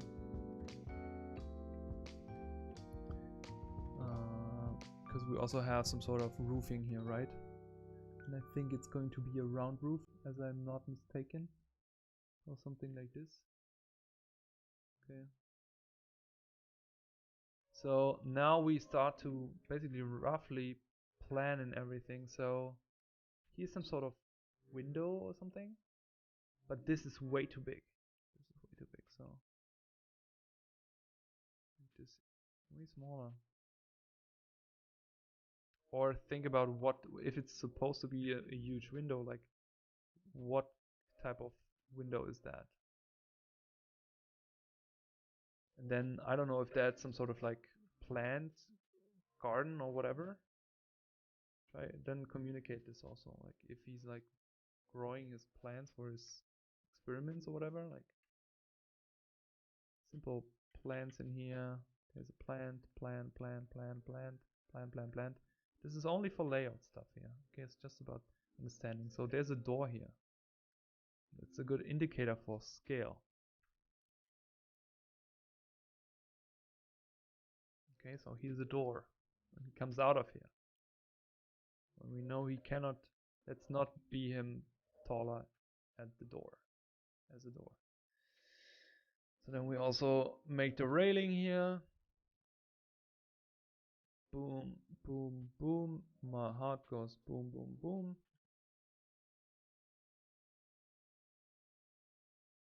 Like this. Sketches in here. Bam, bam, bam. So also when it comes to railing, I also think about railing should be hip height. So because the purpose of the railing is not to fall down, so it should be at least have hip height. So you can also make it here a bit higher. Okay. So that's just for one wall here. Then I don't know what this is here. This seems like here's another door next to that. So on the floor here.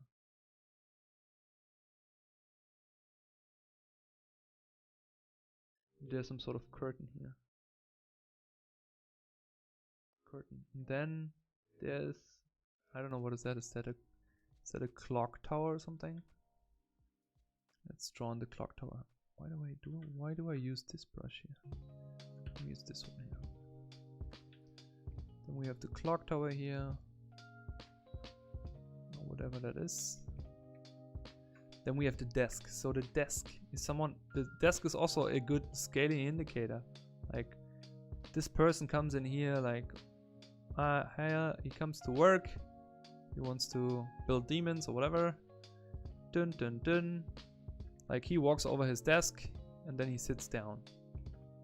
Then comes like, okay, what indicates how tall he is? The chair, of course. And then he also has his own desk.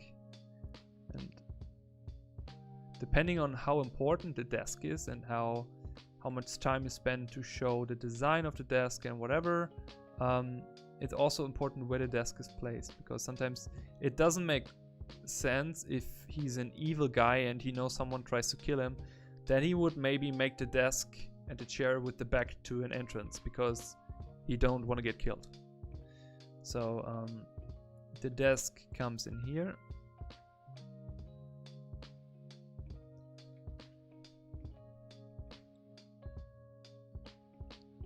It's like drawing like a puppet house, so to speak.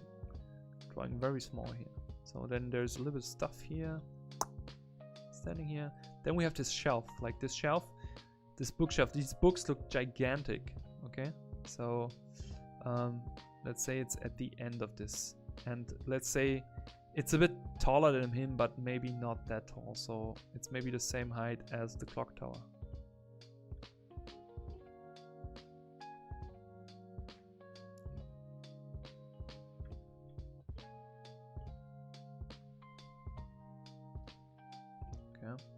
And you do that for the whole room. You do that for the whole room. You're basically laying out, and then you already get an understanding for your scaling. And that's what I mean when you said you want to do that in 3D. That's good because you will see that, or you can basically adjust all your scaling in there. Okay, and there's stuff on it, whatever.